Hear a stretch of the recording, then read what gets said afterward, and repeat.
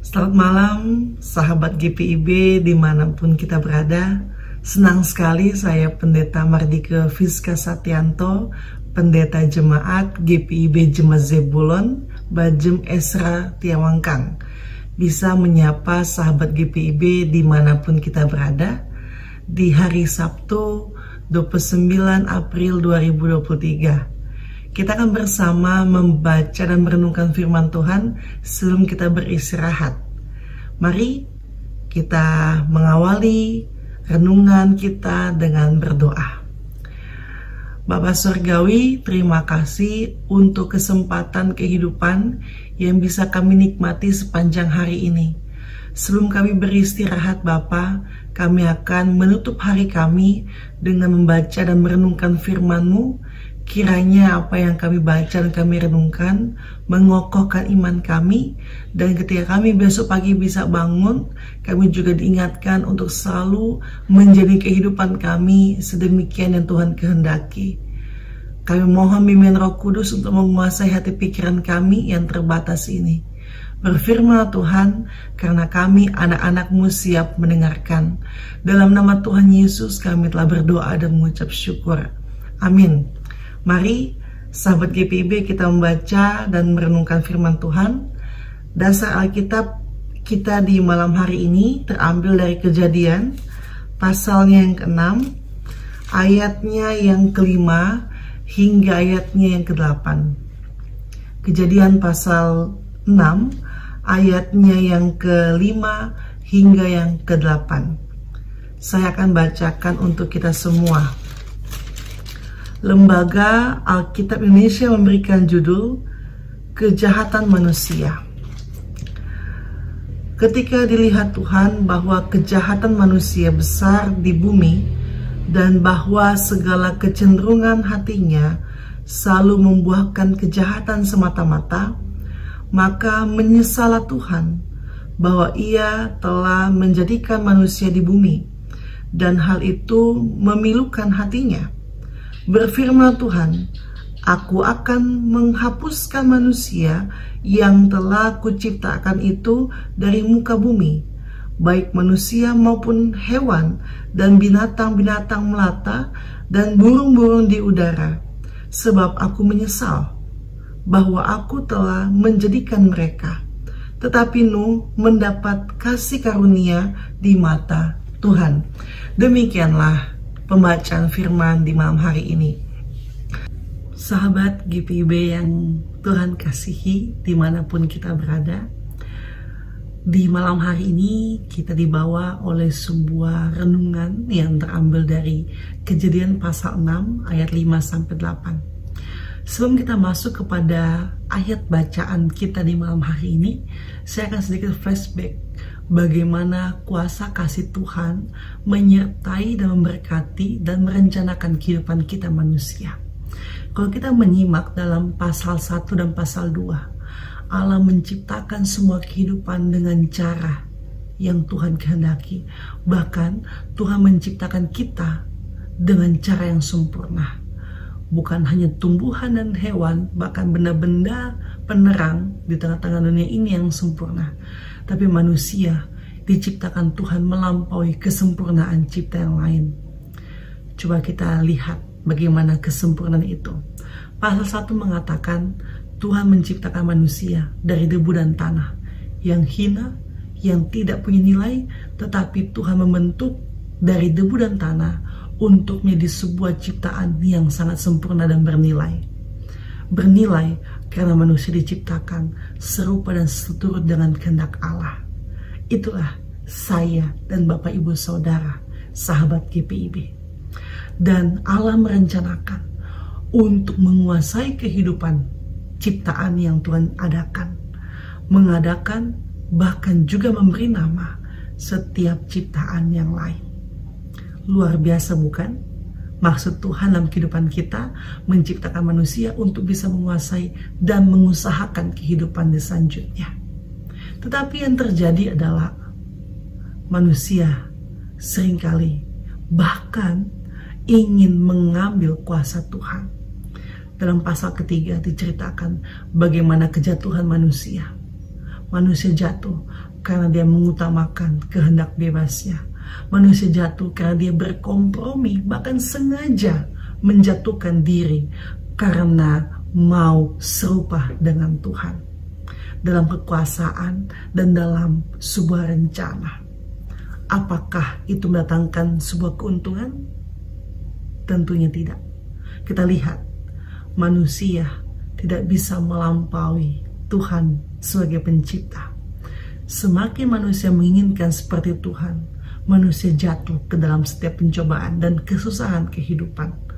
Allah mengetahui dan Allah mengusir manusia dari Taman Eden. Bapak Ibu Saudara yang terkasih dalam Tuhan Yesus, pada intinya dan pada prinsipnya adalah apa yang kita anggap baik tidak sejatinya baik dan mendatangkan sebuah keuntungan. Tapi apa yang ingin Allah rencanakan dalam kehidupan kita pasti baik adanya. Amin. Ya, Bapak Ibu serta saudara-saudara yang terkasih dalam Tuhan Yesus, kalau kita baca dalam pasalnya yang kelima, di sana dikatakan ada keturunan Adam sampai kepada Nuh. Bapak Ibu, pembacaan kita saat ini ayat 8 menyinggung kalimat yang bernama Nuh. Kalau kita lihat dari Adam sampai keturunan Nuh, ternyata di sana ada rentan waktu sekitar 8.575 tahun, di mana Allah menciptakan kehidupan dan mengusahakan supaya manusia hidup dalam sebuah kehendak Tuhan. Tetapi apa yang terjadi? Sedemikian panjangnya kehidupan, bukannya semakin baik, tapi manusia semakin bebal, manusia semakin menentang, bahkan manusia semakin parah dalam kehidupan. Dia memberontak terhadap Allah lewat tingkah laku kehidupan yang tidak mengindahkan kuasa kasih Allah. Lihat dalam ayat yang kelima pasal 6, ketika Allah melihat bahwa hidup manusia semakin jahat, maka menyesalah Allah dan hatinya pun sangat-sangat tersakiti. Kenapa? Karena tadi manusia diciptakan untuk dapat berkarya. Manusia diciptakan untuk sesuai dengan apa yang juga Tuhan kehendaki, mendirikan sekerja Allah, mengusahakan kehidupan dan melanjutkan misi Allah dalam kehidupan. Tetapi yang terjadi, manusia justru memberontak terhadap Allah lewat perilaku dan kehidupannya. Sungguh ini menduka citakan hati Allah, bahkan mendatangkan penyesalan bagi Allah. Apa yang menjadi buah daripada penyesalan Allah? Allah berencana untuk membinasakan manusia, termasuk hewan dan tumbuhan. Supaya apa? Supaya terbaharuilah kehidupan ini dan kembali sesuai dengan apa yang juga Tuhan inginkan. Akibatnya, daripada ketidaktaatan, manusia harus menerima sebuah pencobaan dari Allah dalam hal kebinasaan. Tujuannya bukan untuk membinasakan secara total, tapi Allah ingin memperbarui kehidupan supaya kedepannya terjadi kehidupan yang damai dan sejahtera dengan kehendak Tuhan. Bapak Ibu, kesimpulannya apa? Orang atau pribadi atau kehendak yang di luar daripada apa yang juga Tuhan inginkan, semuanya mendatangkan sebuah kesia-siaan. Tetapi sebaliknya, kalau hidup dalam Tuhan, maka mendatangkan berkat dan juga kehidupan. Seperti halnya ayat 8, Allah melihat bahwa Nuh itu sesuai dengan apa yang juga Tuhan kehendaki. Maka dikatakan Tuhan melihat Nuh dan Nuh mendapatkan kasih karunia di mata Tuhan. Kehidupan diselamatkan bersama dengan keluarga dan juga beberapa ciptaan yang lain. Ketaatan menghasilkan sebuah kehidupan yang damai dan juga sejahtera. Lalu Bapak Ibu Saudara yang terkasih dalam Tuhan Yesus, apa yang menjadi sebuah renungan kita di malam hari ini? Yang pertama, mau sampai kapan kita menyangkali keterbatasan kita sebagai yang diciptakan? Kita harus sadar bahwa kita bukanlah sang pencipta itu. Kita tidak punya kekuatan, kita tidak punya sebuah kehebatan. Kita hanyalah alat di dalam tangan Tuhan. Kalau Tuhan yang bergerak, maka Tuhan menghendaki untuk kita melaksanakan kehidupan. Tapi jangan sekali-kali kita melangkah di luar apa yang juga Tuhan mau.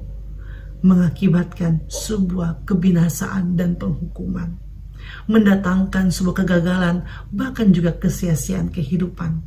Sudah berapa banyak waktu yang kita buang untuk mengedepankan apa yang kita mau, apa yang kita pikirkan, apa yang kita hendaki. Sudah berapa waktu, sudah berapa lama, sudah berapa banyak yang kita dapatkan. Tentunya yang kita dapatkan semuanya hanyalah sebuah kesia-siaan. Tetapi kalau kita melibatkan Tuhan, kalau kita menyadari keterbatasan kita sebagai ciptaan, dan Tuhanlah yang sang pencipta dan pengada kehidupan, maka berkat Tuhan tetap terus melimpah atas hidup kita.